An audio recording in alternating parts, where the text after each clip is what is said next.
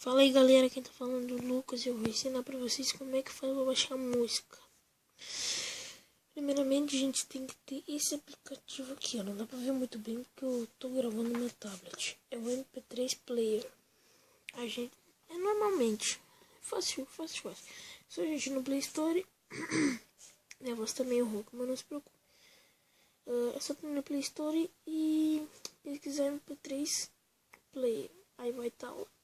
Aí vamos entrar nele.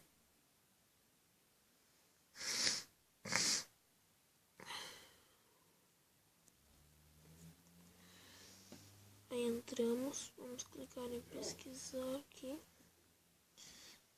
Vou pegar aqui pesquisar. Deixa eu ver o que eu vou botar. Vocês podem escolher que música que vocês querem. Eu só vou tirar aqui um pouco da tela que eu vou escrever aqui rapidinho.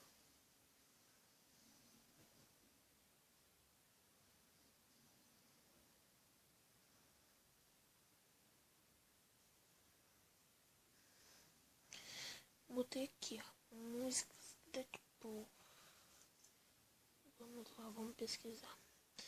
Carregando, aí tu pode escolher qual que tu quer. Pode ser qualquer tipo de música. Vou pegar essa daqui mesmo. Essa propaganda.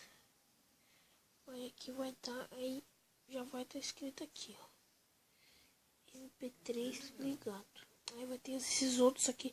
Aí se você quiser baixar, você baixa. Se não quiser, pode ficar com esse. Aí vai estar instalando lá. Aí é só a gente entrar aqui e já vai estar.